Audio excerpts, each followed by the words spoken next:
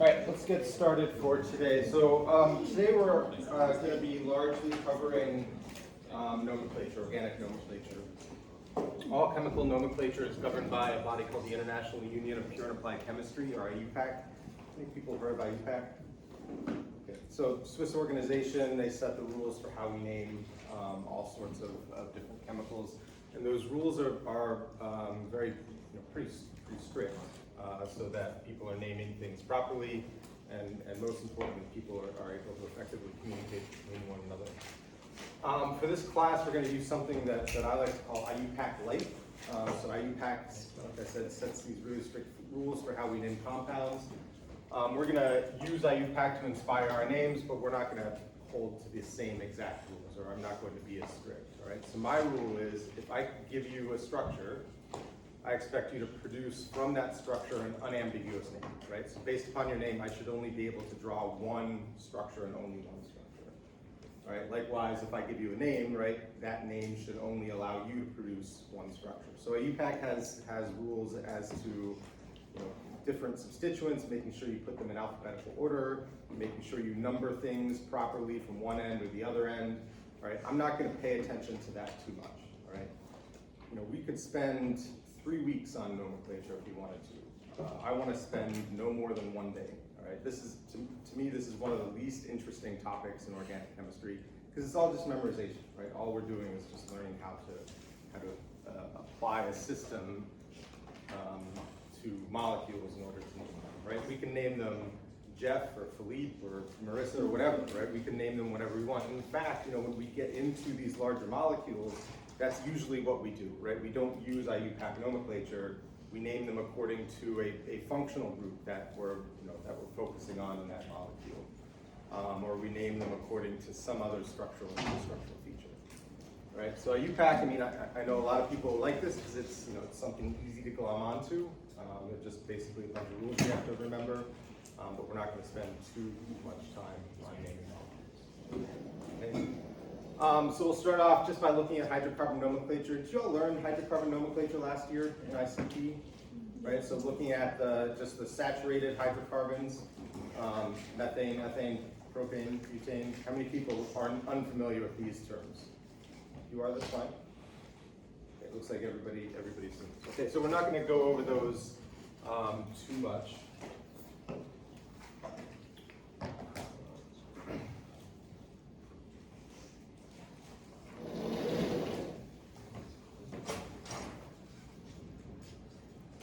Right, so that you can see, when we're naming molecules, it's just draw the molecule pentane.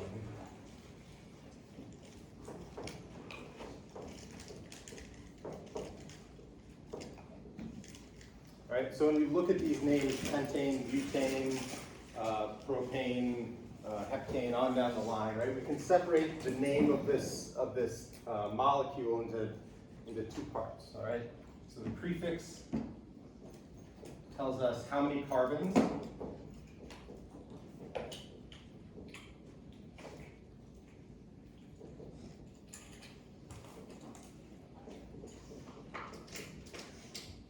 Right?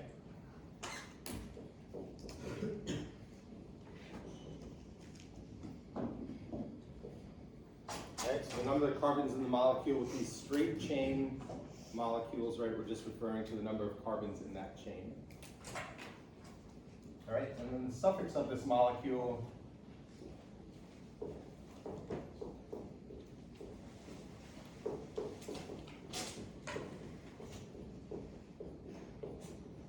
gives us some information about the functionality or the functional groups that are present in that molecule. All right, so pentane, 5-carbon chain, right? And those carbons are all part of an alkane, right? As opposed to an alkene or an alkyne.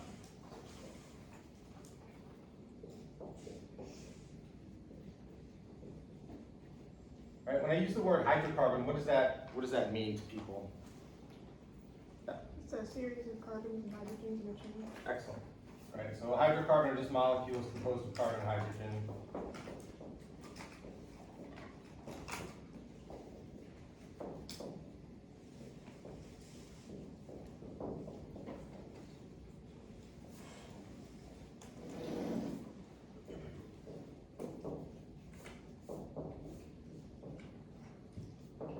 right? When I use the word saturated, what does saturated mean? Yeah. It's like the hydrocarbon is basically all compromised with like single bonds. Okay, excellent, right? So saturated means that there are no pi bonds.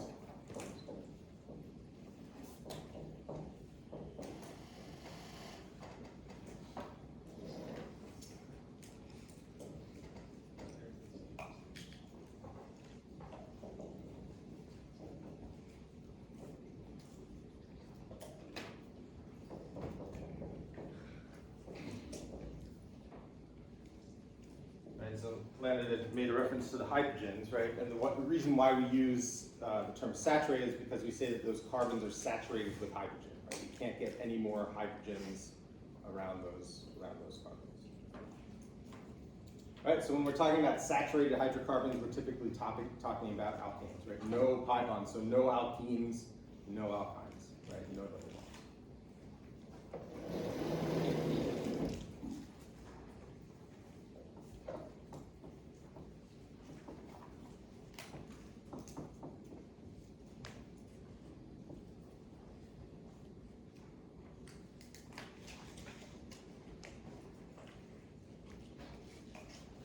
Okay, so we'll take that 5-carbon chain. What we'll do is we'll remove 2 hydrogens, right? So this is no longer a saturated molecule, right? We'll put a double bond in that molecule. How does this change the name?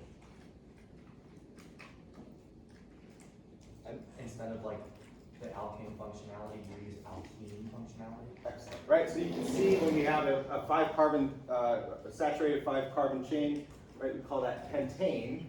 Right? We call it pentane because that ane refers to the fact that it's an alkane. Right? Here, we would change that to pentene. Right? So we still have our 5 carbons.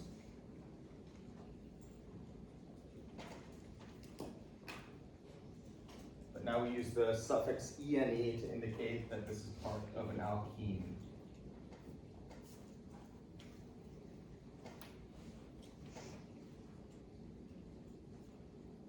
Okay, is this an ambiguous name? Or sorry, an unambiguous name? How many people think this can only name one molecule, pentene? Right? How many people think it can describe more than one molecule? Okay, excellent. All right, so what more information do we need on this name in order to make it specific to the structure I've drawn up here? You need to like put something to show where the double bond is on that chain. Excellent, right? So hopefully you can realize that I put the double bond in here, right? But I could likewise put the double bond in on the inside of the molecule, right? So I put it at the end of the chain, it can go in the middle of the chain. Right, so we need some information to tell us where that double bond is, and how would we do that? Put the location of the first carbon that starts the double bond. Excellent, right? And so what we'll do is we'll number our carbons.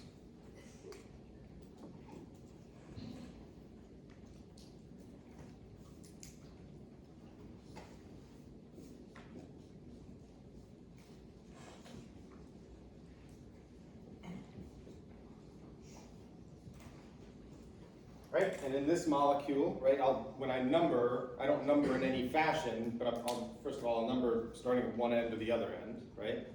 But in this case, I'm going to number at the end closest to the functional group,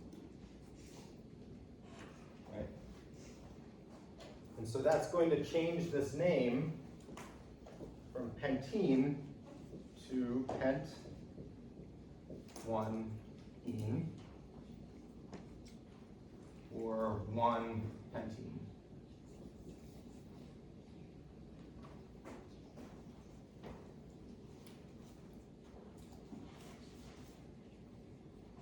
Okay, either of those are fine. Whether you put the 1 in right before the name of the functional group, right, or you put the 1 in at the beginning. Questions about this? Like I know this is wrong, but could you also consider 4-pentene? So that's a good point, right? So let's draw out the numbers here. Right, so if I started numbering from the other end, 1, 2, 3, 4, 5, as I pointed out, I could look at this and I could name this 4-pentene, right? And that would get me the same exact structure based upon that name, right? If I gave you that name, you would draw me the exact same molecule. Technically, this is not right because whenever we use numbering, we try to use the smallest numbers or the lowest numbers possible, right? And I'm going to try to keep you to that in this class, right? So we would name this 1-pentene rather than 4-pentene just because 1 is a smaller number than 4.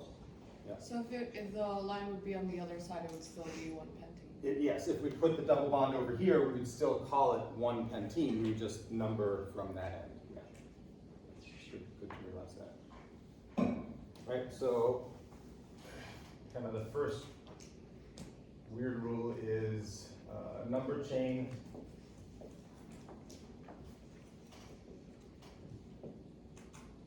from the end closest to the functional group.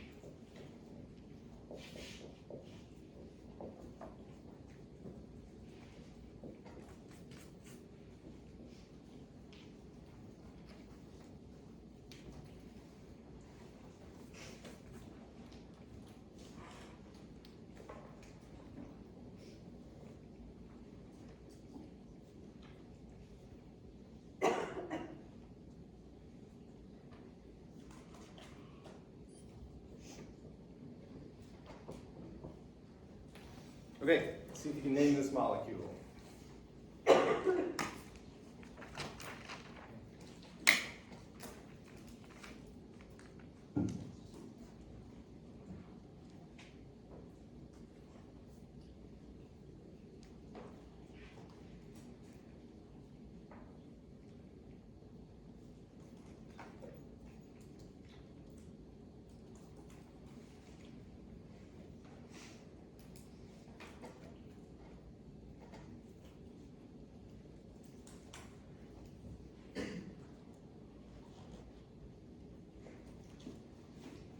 All right, there's a name. Yeah. Pentene. Okay, so it's a pentene, right? So it's still 5 I got carbon. the double bond, 2-pentene. What's that? 2-pentene. I forgot to draw the double bonds. Right, so still 5 carbon chain. You can see though that we've switched the double bond from carbon 1, right? Moved it over to carbon 2. Right, so we would call this pent 2-ene or 2-pentene. Right, do we need anything else? Yeah. Excellent, right? So hopefully everybody realizes that with an internal double bond, that internal double bond can be one of 2 geometries.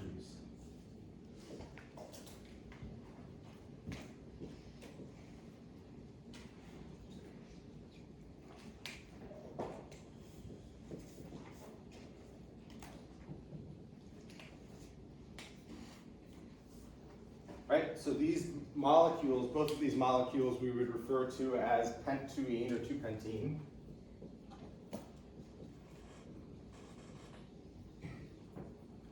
All right, but when you look at this double bond over here, you can see that this is going to be an E double bond or a trans double bond. Right? This double bond over here is going to be a Z or a cis double bond. Okay, and that piece of information is important because these, remember, these are not the same molecule. We cannot, these don't transition between one another. In order to go from the Z isomer to the E isomer, right, we have to rotate around bond 2 to 3. In order to do that, we have to break the pi bond. Right? Anytime you have to break a bond and remake it in order to get from one molecule to another, those are going to be different molecules. Okay, so as a result, we would name this Z pent-2-ene or Z2-pentene, right? And the molecule on the right. Refer to as Z, right? So that E and the Z, they just go in parentheses in front of the molecule.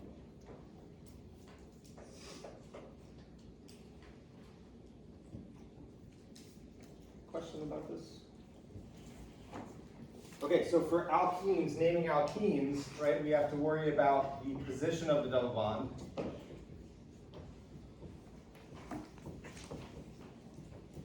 Right, as well as the geometry.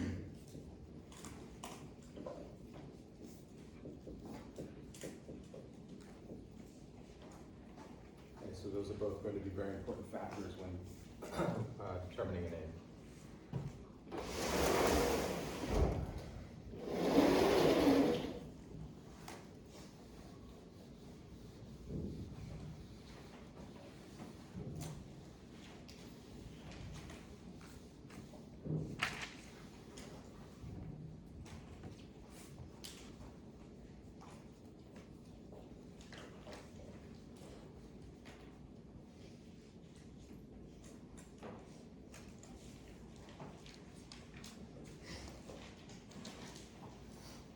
Okay, see if you could name this molecule.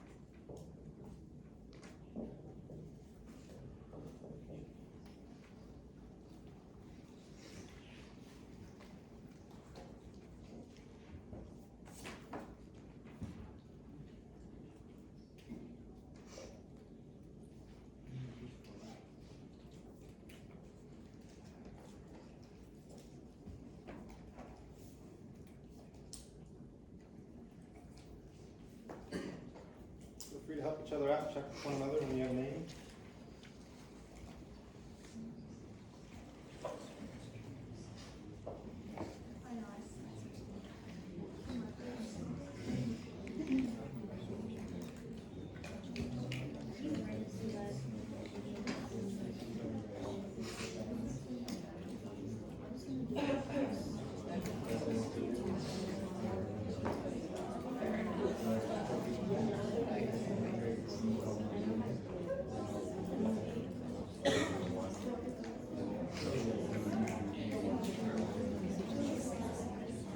All right, how many people have a name?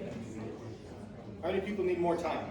Anybody need more time? Okay, just a couple of, 30 more seconds.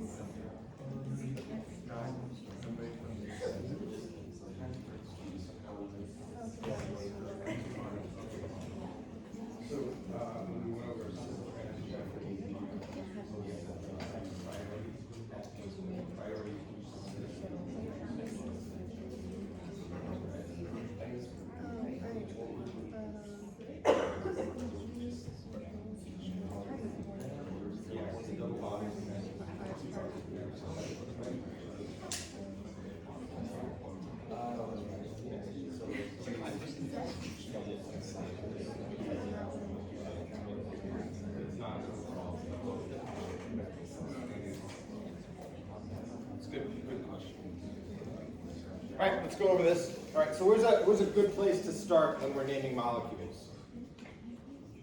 Yeah? Find the longest carbon chain. Excellent. Find the longest carbon chain, right? So a good place to start is just to start numbering, right? You can see that we have two functional groups. So we have two alkenes in this molecule, and they're closer to the end on the bottom right, farther from the end on the top left, right? So we'll start numbering down here. 1, 2, 3, 4, 5, 6, 7, 8. All right, and this tells us how long our chain is, right? Which gives us a lot of information, or gives us a kind of a root name for this molecule. So how would we start naming this molecule knowing there are 8 carbons? Alkene. Okay, good. So we know that it's a 8-carbon chain with alkenes. So first pass, I'll say that this is going to be an octene. All right, and we're gonna kind of evolve this name as we figure out more information about the molecule, okay? So that tells us that we have an 8-carbon chain with at least one alkene, right? How can we evolve this? What more information do we know? Okay. That there's alkene at 2, but also at 4. So Good. you do like 2, 4. Good, so we have 2 alkenes, right? And we know where they are, right? We have an alkene at carbon 2, and we have an alkene at carbon 4, right? So we would change this name from octene to octa 2,4 diene. Right, and what this diene means is that there are 2 alkenes. Right, we're not really mad at the alkenes and want them to die. We're just indicating there are 2 of them in this molecule. Right, so if there were 3 alkenes, it would be an octatriene. 4 alkenes, octatetraene. Right, 5 alkenes, octatetraene. Yeah. Could, if you're labeling it like the 2-pentene, could we do 2,4 dioctane? Or would it have to be the number? The di has to be associated with the ene, right? So you have to say diene. It can't be dioctane, right? Because that would be 2. So octadiene, yeah? So on the group, the groups like sheet that you gave us Yeah. with like ketones and alcohols and all those. Yeah. So should we also memorize the column that has the suffix so that? No.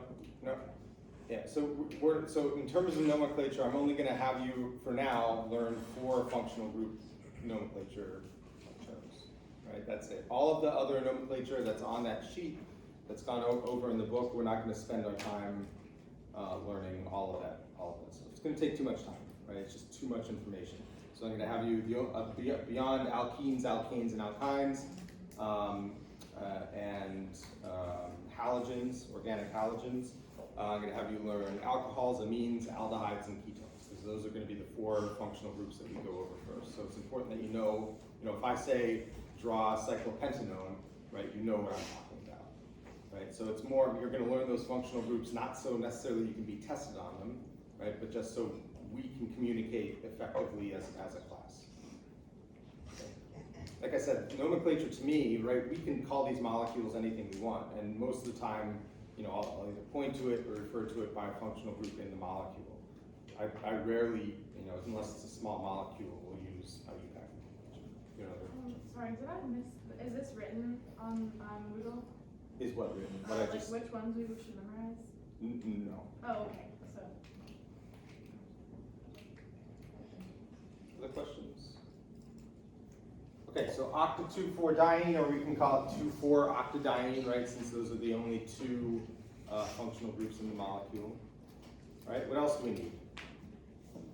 Saying that it's cis. Okay, so we need the geometry, right? We have 2 double bonds. Do they both have a geometry? Okay, so this double bond at carbon 2, what geometry is that? Yeah. Trans or E?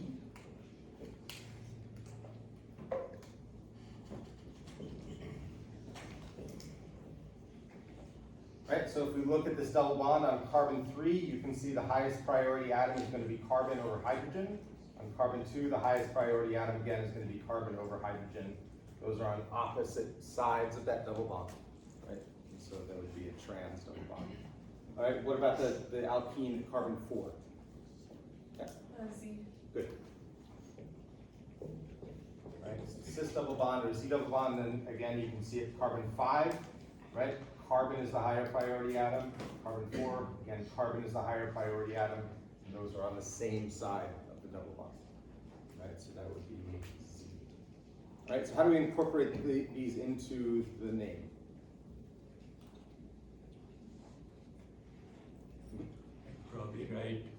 Probably write E comma E before the octa part. Okay, so E.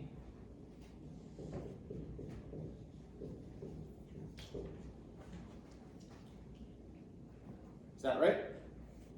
Does that allow us to draw a completely unique structure? Would it be like octa E2 trans 4-diene. Okay, why do you want to do that? So that way it indicates that the certain one's at the certain location. Good, right? So we can't just write the geometries in front because we're not indicating, you know, is the double bond at carbon 2, is that the Z double bond or is that the E double bond? Right? So it's not enough just to write the geometry, but we have to write the number associated with it. All right? So here we, in parentheses, to complete this, we would write 2E, right? Indicating that the E double bond is at carbon 2, comma 4Z, close parentheses, octa 2, 4, 9. Tell Why, like, how do you tell which are higher priority? Like, obviously, like, with carbons kind of always, but what if it's like carbon and oxygen? Well, right now we just have 2 alkenes, so we can't have a higher priority alkene, right? We just number from one end to the other end, and we number from the end closest to whichever alkene is closest to an end. Right? So when we look at other functional groups, we'll talk a little bit about priority. But other questions? Okay.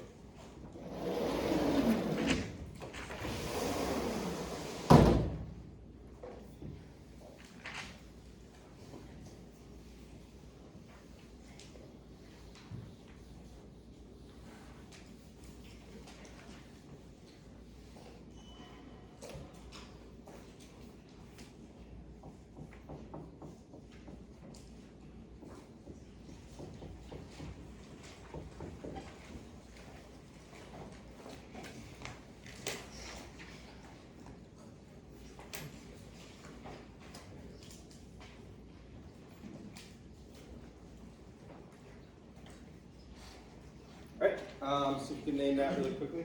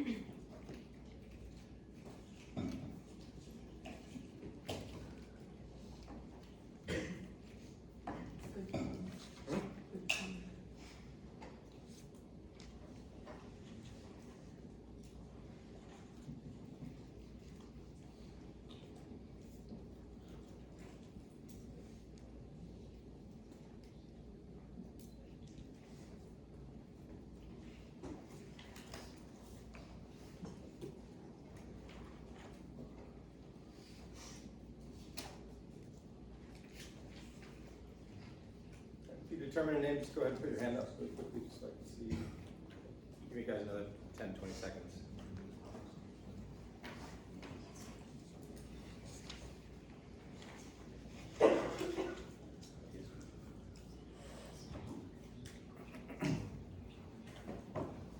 Okay, so let's break this down. So where's a good place to start whenever we're naming chains, carbon chains? Yeah. Numbering Good, numbering. Where would you number from? outside of that is where the triple bond. Good, so end closer to the triple bond, number 1. Remember, triple bonds, they're not bent, right? We don't represent them in kind of the zigzag bonds, right? So the end of the actual pi bonds, those are both carbons.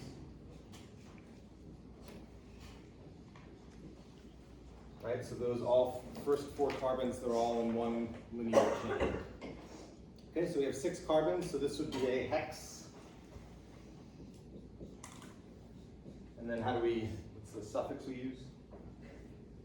You know, for alkanes, it's ane. For alkenes, it's ene. For alkynes, it's ine. Good. You guys are catching on. All right, hexyne, what else do we need? Yeah. The 2. Good. So we need to indicate where that double bond or where that triple bond starts, right? So it would be 2 hexyne or hex 2 9. All right, it's pretty easy. Alkanes, alkenes, alkynes. When we start putting different functional groups into one molecule,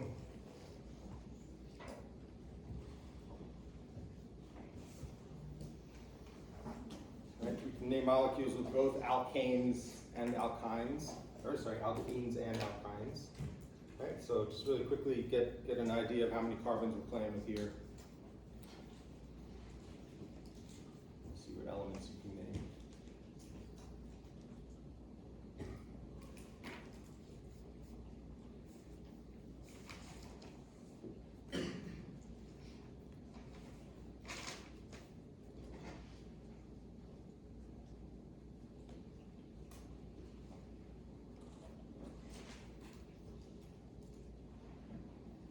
There's 7.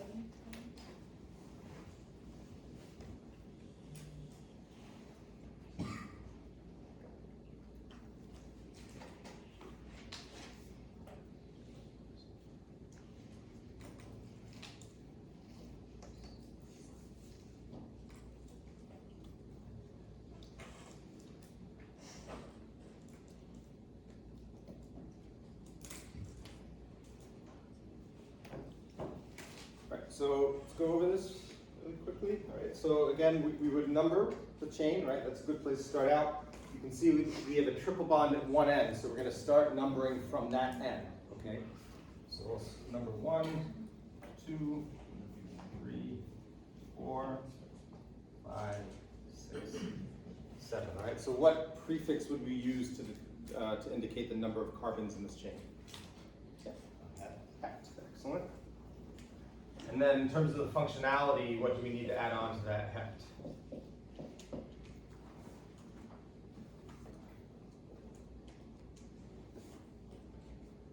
We name a molecule with both an alkene and an alkyne.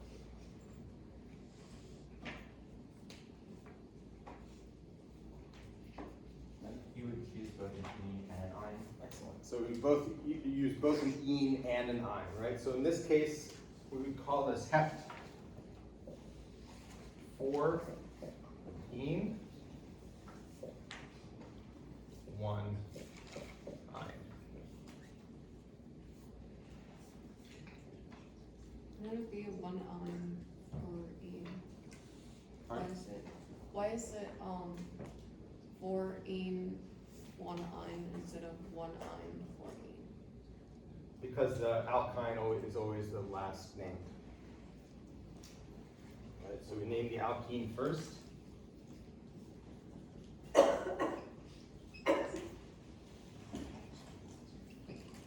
Right, it's not based on the number or the position of the functional group. It's based upon functional group priority.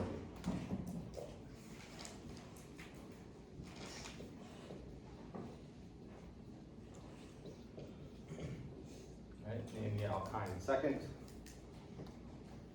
Right, and then do we need any other information in this? Yeah. You need to put Z because of the confirmation around. Close, right? So this is the E, right? We need the right geometry. Yeah, you're right. So this would, we have to indicate that this is an E double bond, right? So we call it E hect 4 ene 1 ine. Right? You can see when I write out the ene, I don't put an ene, right? It's just an en, right? So we only use ene when the alkene is the last part of the name, right? If the alkene is in the middle of the name, we just use en, and then whatever's in there. Yeah. How would you write that out then with the numbers in the front and the word after?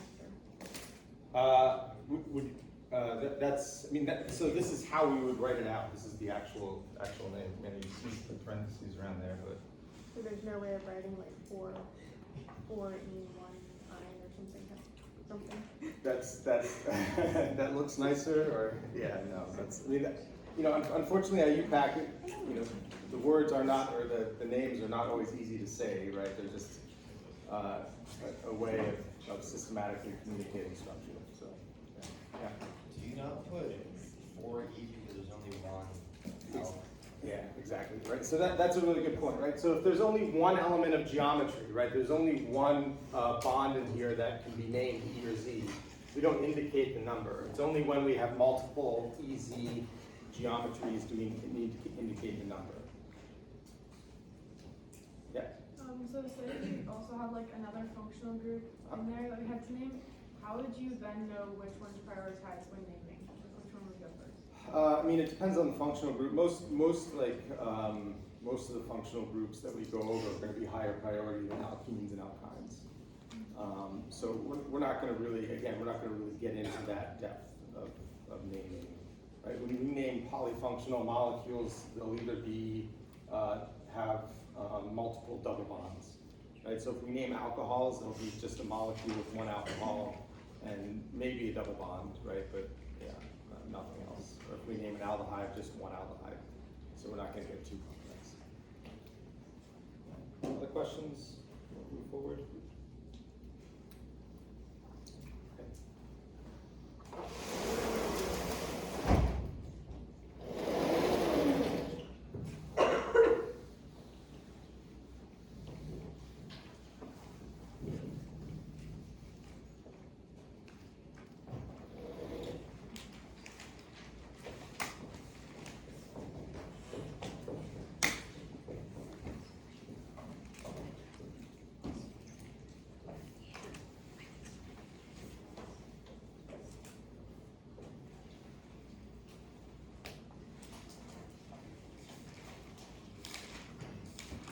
Okay, so just really quickly naming cyclic hydrocarbons.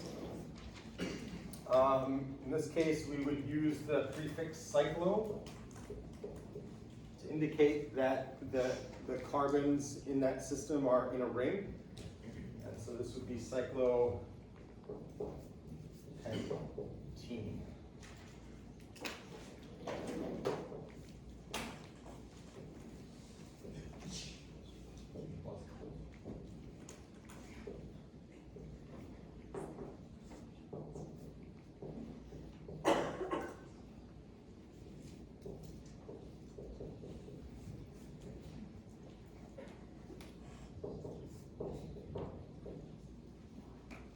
Right, so if we break down that term, right, cyclo indicates that those carbons are in a ring, pent indicates that there are 5 carbons in the ring, right, and the ene suffix indicates that there's a double bond in that 5 carbon ring. Right, what are some things that might be missing, that you notice might be missing, that we didn't put in there, that we put in some of the other structures? Just the fact that like we're not taking the geometry into consideration, but you wouldn't have to because it's a ring. Excellent, right, so Landon said we're not taking geometry into consideration, right, so we're not naming this E or Z, right, could we have a Z, or sorry, an E, a transalkene in a 5-membered ring? Not structurally possible, right, so for these smaller rings, right, until we get up to like 12 carbons or something like that, these smaller rings, we don't have to name E, Z geometry, because it's assumed that those double bonds will be in the Z or the cis geometry. Right, it'd be too highly strained, too high in energy otherwise. Right, and then what about position? Why do we not name position around the ring? Yeah. Because like the double bond could be on any of them. Good, right? So I mean, we assume that it's on carbon 1, right, or wherever it starts. That's what we would call carbon 1. But there's nothing else to orient that position to, right? It's a ring, right? So it could technically be on any carbon. So whether we call it 1 cyclopentene or cyclopent-1ene or just cyclopentene, we would draw the same structure. Questions?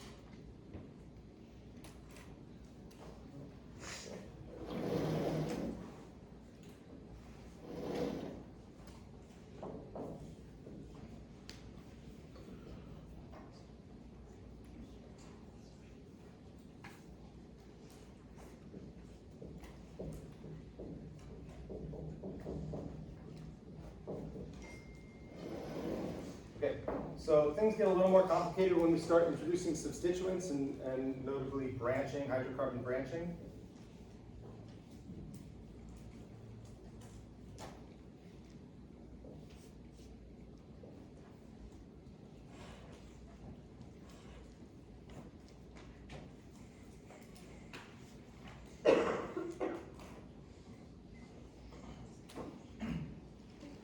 Okay, see if you can name this molecule.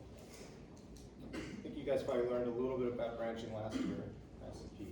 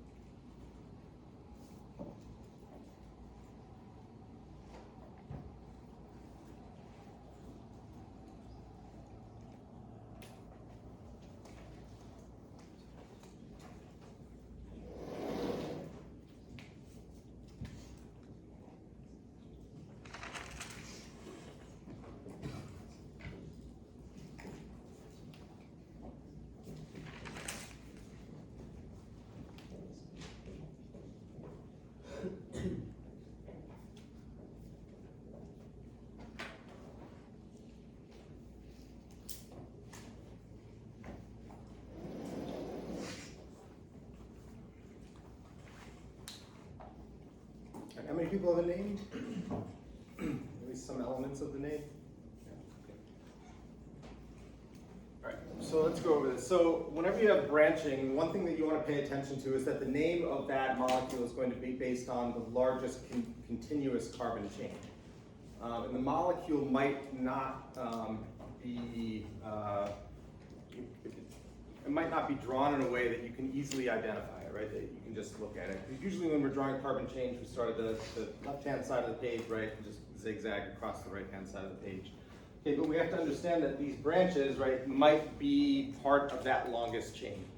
Okay, and what we draw just across the page might not be the longest chain. Okay, so when we draw this, when we number this, we start numbering from the alkene here. 1, 2, 3, 4, 5, 6, 7. Okay, see if I start numbering from this ethyl group, 1, 2, 3, 4, 5, 6, right? That's going to be a shorter chain. Okay, so we're going to number based upon the part of the chain with the alkene, which we would anyway, right? But we're doing that because it's the longest chain. Okay, so this would be a het. 1 ene, right? So that would be the base name, and then we have to name the substituent, right? And so in this case, the substituent is a 2-carbon piece of carbon 4. Right, so how would we name that 2-carbon piece? Yeah. Anybody? Go ahead. For ethyl. Excellent. Right, so we would put at the beginning of this before. Okay.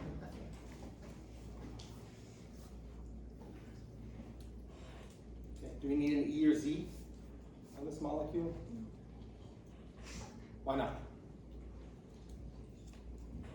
Because the double bond is on carbon 1, so there's no highest priority groups on one side. Awesome, right? So if we look at carbon 1, right? Anytime we have a double bond at the end of a chain, right?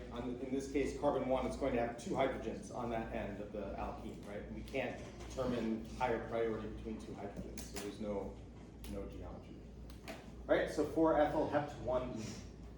Any questions about this? Okay.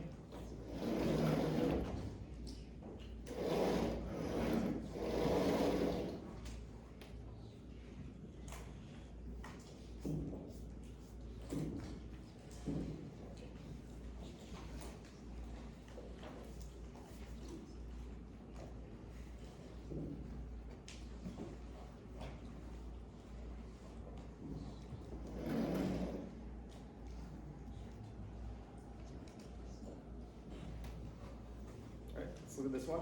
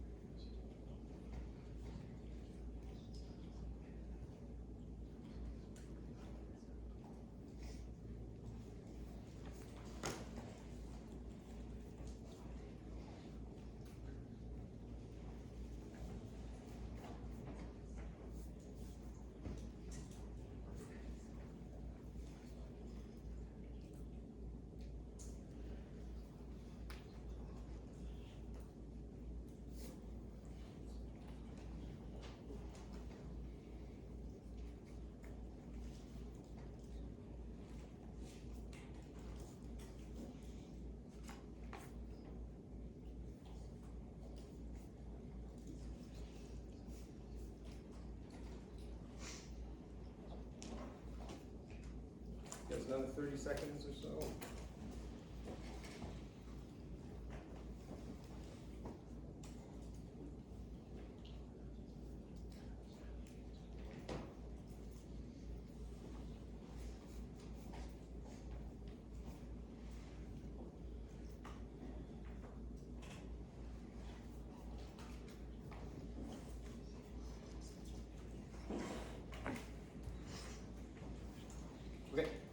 this. All right, so what are some of the elements that people adopted in their name that stick out? We have, well, I guess it depends upon how you numbered it, but I got a 2-methyl. Okay, so a good place to start would be to start numbering somewhere, right? So I'm going to start numbering 1, 2, 3, 4. Oop, that's not right. 4, 5, 6. Right, so I started numbering at the alkene, right, which I think you should do on a ring with an alkene. Okay, I'm going to number in this direction. I could number in the other direction, right? It would kind of give me the same numbers, just different positions. Okay. So it's a cyclohexene. Right, I'm going to say cyclohex 1-ene.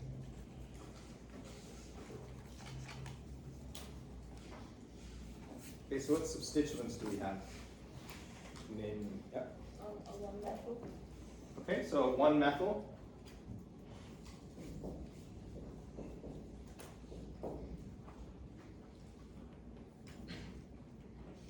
What others? Okay. We also have a 3,3-dimethyl. Excellent. So 3-methyl.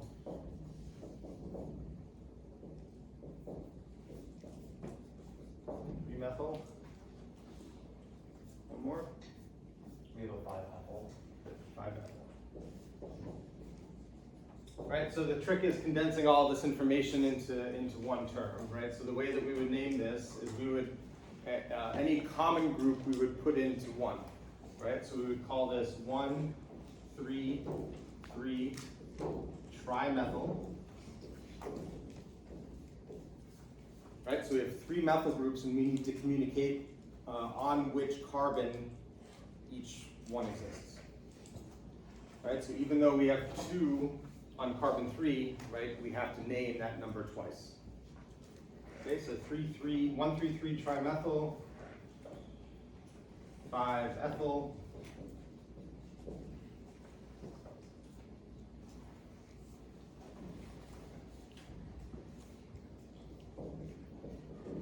cyclohex 1.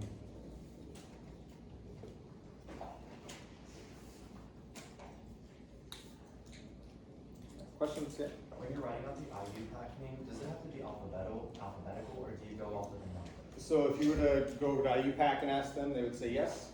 I don't care though. Right? So if you wrote 5-ethyl 1,3,3 trimethyl cyclohex 1-ene, is that going to change the structure that I draw based on that name? Right? So this is what I mean by IUPAC light, right? IUPAC says they have to be in alphabetical order, otherwise it's wrong. I really don't care, right? As long as all of the substituents are there, you're using the lowest set of numbers you can, right, then you're good to go. Okay? So on Wednesday, we'll come back here. We'll look at some nomenclature of the small handful of functional groups, then we'll move on to molecular interactions.